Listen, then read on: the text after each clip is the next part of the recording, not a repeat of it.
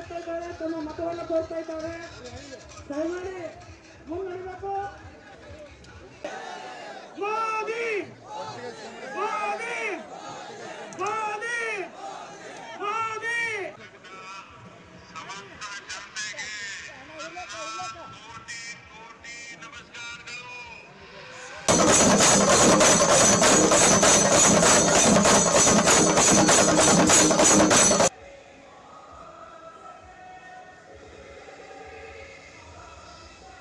ಪಕ್ಷ ನಮ್ಮ ಎನ್ಡಿಎ ಅಭ್ಯರ್ಥಿಯಾಗಿರ್ತಕ್ಕಂಥ ಉಮೇಶ್ ಜಾಧವ್ ಅವರ ನಾಮಪತ್ರವನ್ನು ಸಲ್ಲಿಸತಕ್ಕಂತ ಶುಭ ಸಂದರ್ಭದಲ್ಲಿ ಬೆಳಗ್ಗೆಯಿಂದಲೂ ಕೂಡ ಈ ಸುಡು ಬಿಸಿಲಲ್ಲಿ ಸೇರಿರ್ತಕ್ಕಂಥ ಜನ ಸಮೂಹ ನೋಡಿದ್ರೆ ಈ ಲೋಕಸಭಾ ಚುನಾವಣೆಯಲ್ಲಿ ಕಲಬುರಗಿ ಲೋಕಸಭಾ ಕ್ಷೇತ್ರ ಏನು ಒಂದು ಸಂದರ್ಭದಲ್ಲಿ ಕಾಂಗ್ರೆಸ್ ಪಕ್ಷದ ಒಂದು ಭದ್ರಕೋಟೆ ಆಗಿತ್ತು, ಏನು ಒಂದು ಸಂದರ್ಭದಲ್ಲಿ ಕಾಂಗ್ರೆಸ್ ಪಕ್ಷದ ಭದ್ರಕೋಟೆ ಆಗಿತ್ತು, ಮತ್ತೊಮ್ಮೆ ಕಾಂಗ್ರೆಸ್ಸಿನ ಭದ್ರಕೋಟೆ ಛಿದ್ರ ಆಗೋದ್ರಲ್ಲಿ ಯಾವುದೇ ಅನುಮಾನ ಇಲ್ಲ, ಯಾವುದೇ ಅನುಮಾನ ಇಲ್ಲ.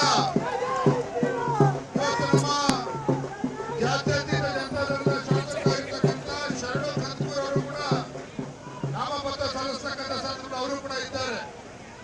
ಇವತ್ತು ಬಿಜೆಪಿ ಮತ್ತು ಜೆಡಿಎಸ್ ಪಕ್ಷ ಒಟ್ಟಾಗಿ ಒಂದಾಗಿ ರಾಜ್ಯದಲ್ಲಿ ಹೋಗ್ತಾ ಇರ್ತಕ್ಕಂಥ ಸಂದರ್ಭದಲ್ಲಿ ಮಾಜಿ ಪ್ರಧಾನಮಂತ್ರಿಗಳು ದೇವೇಗೌಡಜಿ ಅವರು ಕೂಡ ದೇಶದ ಭವಿಷ್ಯದ ದೃಷ್ಟಿಯಿಂದ, ದೇಶದ ಸುರಕ್ಷತೆ ದೃಷ್ಟಿಯಿಂದ ನರೇಂದ್ರ ಮೋದಿಯವರು ಮತ್ತೊಮ್ಮೆ ಪ್ರಧಾನಮಂತ್ರಿ ಆಗಬೇಕು ಅಂತೇಳಿ ಇವತ್ತು ಬಿಜೆಪಿ ಮತ್ತು ಜೆಡಿಎಸ್ ಪಕ್ಷ ಒಂದಾಗಿ ಹೊರಟಿದ್ದೇವೆ.